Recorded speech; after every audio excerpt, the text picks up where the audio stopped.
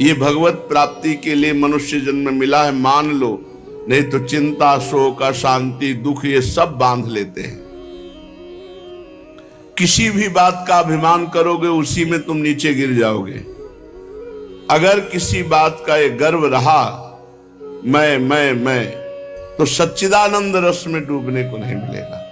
जब गुरुजनों ने इस मैं को मिटाया तब वो बात समझ में आई, नहीं ये मैं बिना गुरुजनों के नहीं मिटता है, पक्की बात समझ लो। साधना का एक मैं चढ़ा रहता है अंदर कि मैं, और जब तक ये मैं है तब तक भगवत प्राप्ति, भगवदानंद ये सब बहुत दूर की बातें हैं। गुरुजनों की कृपा से इसका मर्दन होता है। अगर भगवत प्रेमी महात्माओं का संग मिल जाए तो इस अहंकार को वो चूर चूर कर देते हैं और उनकी कृपा से मन इतना भयभीत हो जाता है कि दोबारा अहंकार करने लायक नहीं रहता। इसलिए बड़ी कृपा है उनको जो महत्संगस्तु दुर्लभो कहा गया है, वो महापुरुषों का संग प्राप्त हो जाए तो हमारी सारी बात बन जाए। पूज्यपाद ब्रह्मबोध संपन्न महान परमहंस अवधूत श्री उड़िया बाबा जी महाराज। प्रश्न, बाबा बहुत दुखी हूं, बहुत परेशान रहता हूं, हर उपाय कर लिया लेकिन वही दुख, वही चिंता, वही विपत्ति, क्या करूं? भैया भगवान पर विश्वास करके भजन करो। एक एक शब्द महापुरुषों के अगर जीवन में उतार लोगे तो कभी दुखी नहीं होगे। भैया भगवान पर विश्वास करो और खूब मंगल में श्री हरि का नाम जप करो। हरि तुम्हारे साथ है, तुम्हें कोई विपत्ति परास्त नहीं कर पाएगी। हरि स्मृति सर्व विपद विमोक्षणम। भगवान का स्मरण जो कर रहा है वो सब विपत्तियों से पार हो जाता है, यहां तक कि जन्म मरण से, स्मरण मात्र से। यस्य स्मरण मात्रेण जन्म संसार बंधनात् विमुच्यते नमस्तस्मै विष्णुवे प्रभु विष्णुवे। विष्णु शास्त्र नाम में जो भगवान का स्मरण करता है वो जन्म मरण चक्र से विमुक्त हो जाता है। छोटी मोटी दुख और विपत्तियों की तो बात ही क्या। भगवान की शरण में हो जाओ। दुखी होना, अविश्वास करना, संशय करना, ये सब पतन के मार्ग हैं। दुखी भी नहीं होना चाहिए। अगर भारी से भारी दुख आए तो लड़ो, सहो, भगवान नाम जापक हो, उसको सह जाओ। दुखी नहीं होना। दुखी होने का मतलब है शरणागति पे अविश्वास। सारी परिस्थितियों के रचयिता ईश्वर हैं। ईश्वर ने तुम्हें पैदा किया है। जिन प्रभु ने तुम्हें बनाया, जिन प्रभु ने तुम्हें पैदा किया इस संसार में, वही तुम्हारे कर्मों को मिटा सकते हैं। दुख मिलता है पाप कर्म का फल, और लौकिक सुख मिलता है पुण्य। प्रायः पुण्य लोग करते नहीं, पाप कर्म अधिक, इसीलिए बिना चाहे दुख सबको भोगना पड़ता है। जिन प्रभु ने सूर्य की रचना की, चंद्रमा की रचना की और तुम्हारे शरीर की रचना की, यदि तुम उन्हीं प्रभु का भजन करोगे तो तुम्हें प्रभु बुद्धि योग प्रदान कर देंगे। और जिसको बुद्धि योग प्राप्त हो जाता है वो कभी दुखी नहीं होता। भारी से भारी विपत्ति में भी वो आनंदित रहता है। तेषाम सतत युक्तानाम भजताम प्रीतिपूर्वकम ददामि बुद्धि योगम तम येन मामुपयान्ति ते। जो प्रेम पूर्वक भगवान के नाम का जप करता रहता है, भगवान उसे बुद्धि योग प्रदान कर देते हैं। किंतु आवश्यकता सर्वतो भावेन अपने आप को भगवान की शरणागति में पुष्ट करना है। मेरा तन, मेरा मन, मेरा प्राण, मेरा सर्वस्व श्री भगवान को समर्पित है, क्योंकि ये श्री भगवान का ही है। और खूब नाम जप। अपने आप को भगवान पर न्यौछावर करके देखो। अपनी सारी अहमता ममता को भगवान के चरणों में रख के देखो। तुम सदैव प्रसन्न रहोगे, सुखी रहोगे। बाबा भजन नहीं होता। बाबा ने बताया भजन ही सब दुखों का नाशक है। तो बाबा भजन नहीं होता। अरे भजन होता है, सिद्धों का भजन करना पड़ता है। भगवत चिंतन का अभ्यास डालो। देखो, एक समय भोजन पाओ और खूब डट के भजन करो। ये आते हैं, जैसा अभ्यास कर लो वैसा हो जाता है। ये मन बहुत बदमाश है। ये कहता है अरे बर्बाद ना हो जाए, मतलब थैला भरते चले जाओ, बर्बाद ना। जीवन बर्बाद हो रहा है इसकी चिंता नहीं, समय बर्बाद हो रहा है इसकी चिंता नहीं, महापदार्थ बर्बाद नहीं होने चाहिए। अरे भाई, तो बर्बाद काहे को करो? पहले से एक रखवा ले, 2 रोटी, 1 गुलाब जामुन, थोड़ी सब्जी, बस हो गया। 24 घंटे में 400 ग्राम अन्न पाने से बहुत बढ़िया दिनचर्या चल जाएगी। गृहस्थ है तो थोड़ा 800 ग्राम कर ले। इसलिए बाबा से कहा भजन नहीं होता, तो बोले भजन होता तो सिद्धों का है, साधक को तो भजन करना पड़ता है, और भजन करने के लिए एक समय भोजन पाओ, पर एक समय ऐसा नहीं कि दबा दबा के एक समय तुम पालो, नहीं। अगर ऐसा स्वभाव है तो 2 समय पालो, थोड़ा थोड़ा पाओ। भोजन जहर भी है और अमृत भी है। थोड़ा पाओगे अमृत है, ज्यादा पाओगे भजन के लिए जहर है। नहीं भजन में मन लगेगा, आप देख लेना। और अपनी सेवा किसी से करवाओ मत। भजन पूरा होने के लिए नियम बता रहे हैं। भजन का अभ्यास करो, भोजन एक समय या 2 समय थोड़ा पाओ। भगवत मार्ग में चलने वाले को उचित आहार से नहीं जीवन चलता, भजन से जीवन चलता। भगवत मार्ग का आहार भजन है, रात दिन भजन। और दूसरी बात, अपनी सेवा जब तक शरीर स्वस्थ हो बिल्कुल मत कराओ किसी से। जैसे रसोई में भोजन बनाते हैं साधक, और आप बैठ के भोजन पा लेते हैं। अब आपको ऐसी सेवा करनी चाहिए जिससे रसोई में भोजन बनाने वालों की सेवा बन जाए। आप शौचालय साफ कर दीजिए, आप उनके सामने फ्लोर साफ कर दीजिए। अपनी सेवा नहीं, बहुत सावधानी का ये मार्ग है। किसी का कुछ भी प्रतिग्रह ना लो। आपका तो कोई जिम्मेवारी नहीं।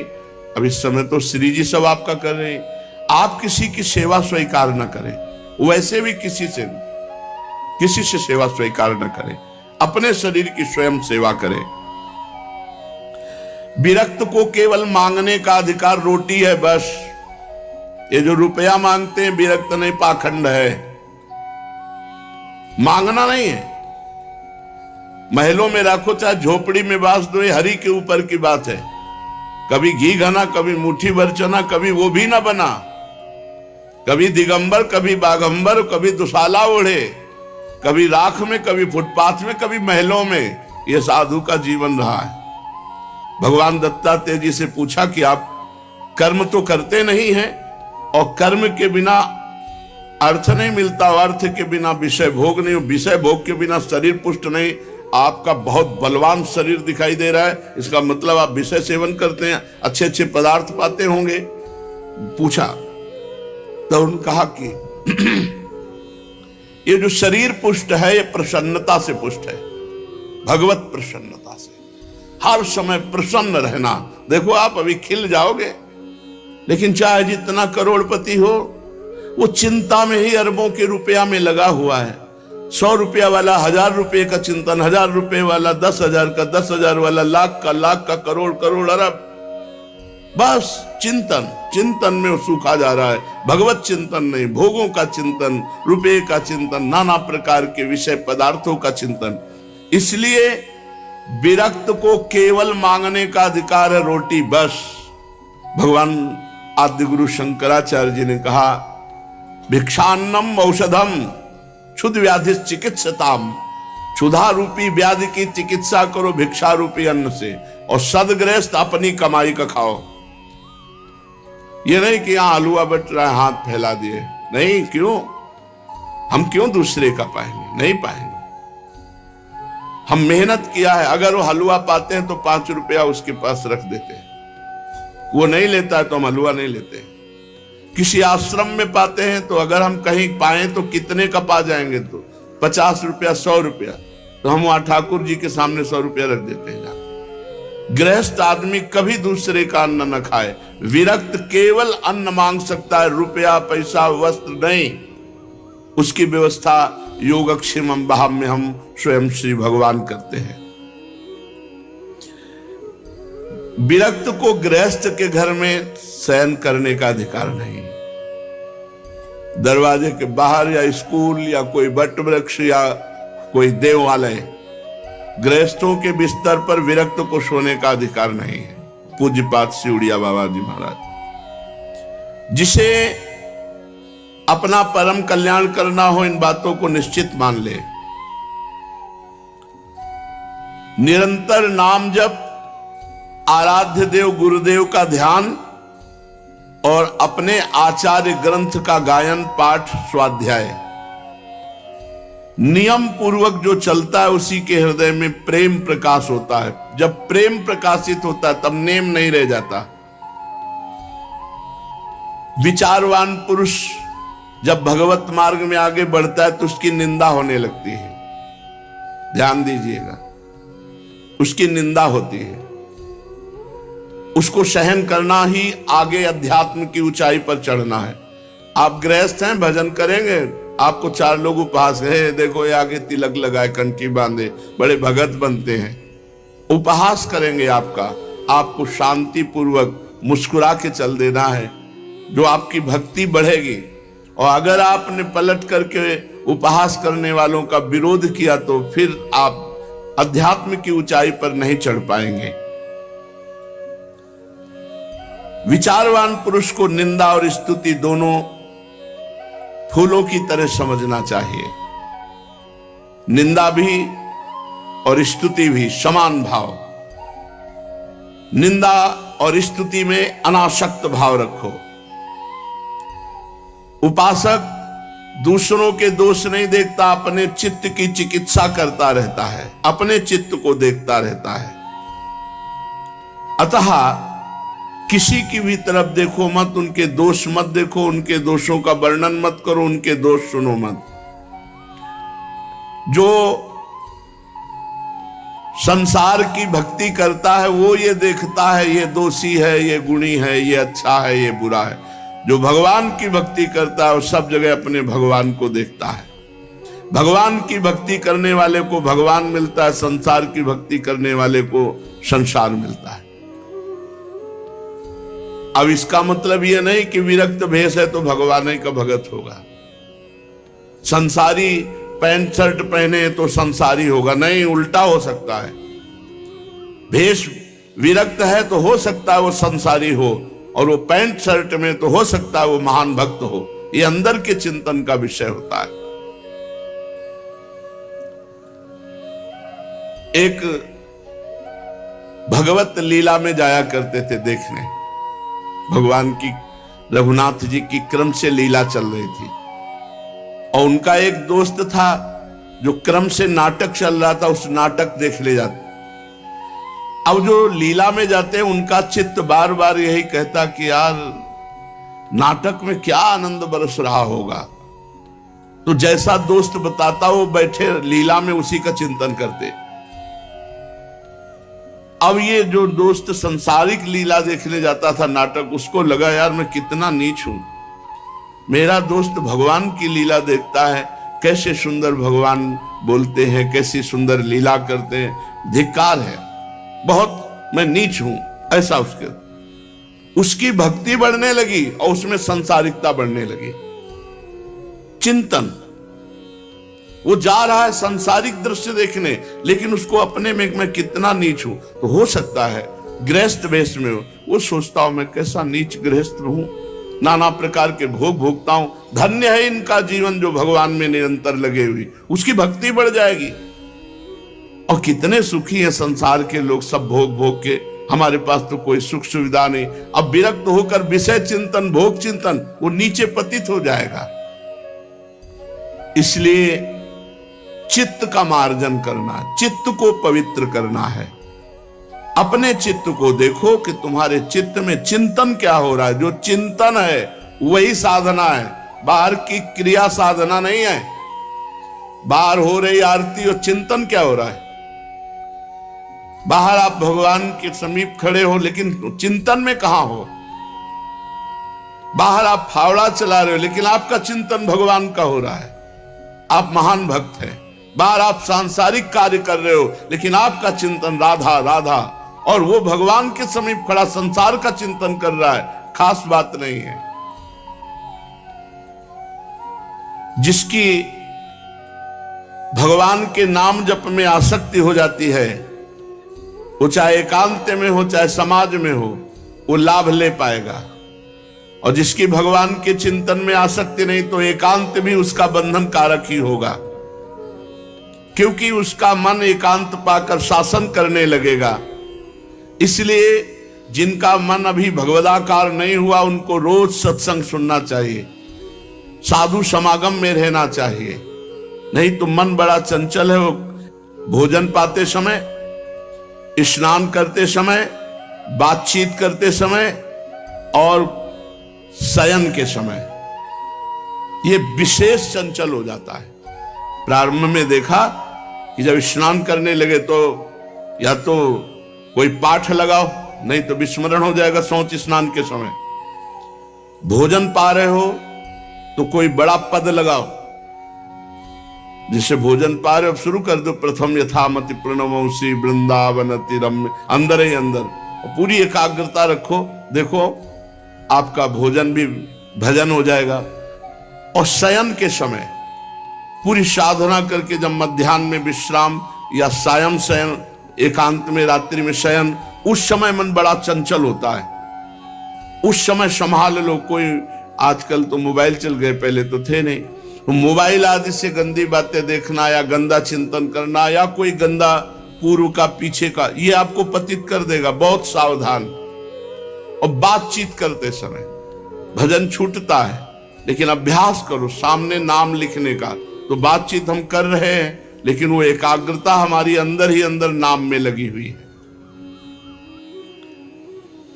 भगवान के नाम का जप और गुरु और संत सेवा, भगवंत सेवा, ये बहुत जल्दी अंतःकरण को पवित्र करते हैं। और प्रपंच की बातें करने वाला, अश्लील गंदी बातें करने वाला, ये बहुत जल्दी हृदय को अपवित्र कर देते हैं। ऐसे भजन से कोई लाभ नहीं मिलेगा। जो अश्लील संभाषण स्वयं बोलता है, अश्लील बातें सुनता है, प्रपंची लोगों के बीच में बैठता है, सांसारिक लोगों के बीच में बैठने वाला कभी भजनानंदी नहीं हो सकता। हाँ, जो भजन में परिपक्व हो चुका है, सिद्ध हो चुका है, तो श्रीमद राधा सुधा निधि, वो चाहे बहिर्मुख पुरुषों के बीच में बैठे, वो चाहे विषयों को ग्रहण करे या त्यागे, वहां कोई फर्क नहीं पड़ता, क्योंकि भगवदाकार वृत्ति रहती है। कर्माणि श्रुति बोधितानि नितराम कुर्वन्तु कुर्वन्तु मा गूढ़ाश्चर्य रसास्त्रगादि विषयान गृह्णन्तु मुञ्चन्तु वा कैर्वा भाव रहस्य पारगमति श्री राधिका प्रेयसा किंचित गैरनुयुज्यताम वैरो भ्राम्यत भिरान्यपि। जो बहिर्मुख पुरुष है उनके भी संग से उसको कोई फर्क नहीं पड़ता। जो रहीम उत्तम प्रकृति का कर सकत कुसंग, चंदन विष व्यापत नहीं लपटे रहत भुजंग। लेकिन ये सिद्ध पुरुष की स्थिति, साधक को बहुत बचना चाहिए। प्रपंची लोगों से, संसारिक लोगों से अगर संभाषण करोगे, उनके बीच में बैठोगे, तो मनोवृत्ति में भोगाकर्षण पैदा हो जाएगा। साधना का फल है देहाभिमान गलित हो जाना। जिसका देहाभिमान गलित हुआ वही साधना परिपक्व कर पाया। जब आराध्य देव के साथ संबंध दृढ़ हो जाता है तो सारे संबंध शिथिल हो जाते हैं। जननी जनक बंधु सुत दारा तन धन धाम सुरद परिवारा, इन सब से अपनापन खत्म हो जाता है। कहीं भी राग द्वेष नहीं होता। जिसके हृदय में राग द्वेष है और ये कहता है मुझे भगवान के दर्शन हो गए, पक्का झूठा मिथ्यावादी है। ब्रह्मबोध संपन्न महापुरुष बोल रहे हैं। किसी महापुरुष से पूछा कि आपको भगवान की प्राप्ति हो गई, भगवान का साक्षात्कार किया? तो एक दोहा वर्ष सुनाया, जब मैं था तब हरि नहीं, अब हरि हैं मैं नाय। प्रेम गली अति साकरी तामे दोनों समाय। जाओ समझो जाके, इसकी व्याख्या नहीं समझो जाके। लाली मेरे लाल की जित देखूं तित लाल, जित देखूं तित लाल। और लाली देखन मैं चली तो मैं भी हो गई लाल। यह है भगवदाकार वृत्ति। समझना है, समझो। कर्म, संचित पाप और पुण्य, और उससे जब मनुष्य शरीर मिलता है या जो शरीर मिलता है उससे जो हिसाब निकाल करके कुछ पुण्य और कुछ पाप, उसे प्रारब्ध भोग कहते हैं। फिर यहां कर जो नवीन कर्म किया जाता है उसे क्रियमाण कहते हैं। मनुष्यों के लिए जो उनका जमा हुआ पाप और पुण्य है वो अंकुरित होकर बढ़ता रहता है, ब्याज दर ब्याज। बहुत दुर्गति होती है, इसीलिए बहुत जन्म हम भोगे तो भी अपने संचित कर्म को नहीं भोग सकते। जैसे बीज मिट्टी और जल की आकांक्षा करता है तभी वो उत्तम वृक्ष रूप धारण करता है, ऐसे ही पाप और पुण्य उसे प्रेरित करके पुनः पाप करवाता है, प्रेरित करके पुण्य पुनः पुण्य करवाता है। अगर पाप कर्म में रहती है तो पाप पर पाप, पाप पर पाप, और ये एकत्रित होकर वृक्ष रूप होकर समय स्थान वो निश्चित करेगा। पाप तुम्हें कहां दंड देना है, समय स्थान। बुरी दशा आने के पहले बुद्धि बदली जाती है, उसकी बुद्धि बदल दी गई। आप ना आवे आप पर ताई तहां ले जाए, वो वहीं ले जाएगा, उसी स्थान पर मारा जाएगा, उसी स्थान पर जो दंड उसे मिलना मिलेगा। जैसे आपने छोटा पाप किया तो आपके चलते समय पैर में कांटा चुभेगा और दुख होगा। कांटा निकाला गया, थोड़ी दिन वहां दर्द रहा, खत्म हो गया, आपका पाप क्षय हो गया। छोटा पाप कोई, आगे बताया जाएगा कौन कौन से पाप से कैसे कैसे दंड मिलते हैं। अब अगर आपसे थोड़ा बड़ा पाप बना है तो वही पैर में लोहे की कील बनकर चुभेगा, कांटे की जगह लोहे की कील, अधिक दुख होगा। और बड़ा पाप बना है तो खजूर का कांटा, बड़ा कील, ऐसे आपके पैर में चुभ। बिना पाप कर्म के कहीं भी किसी को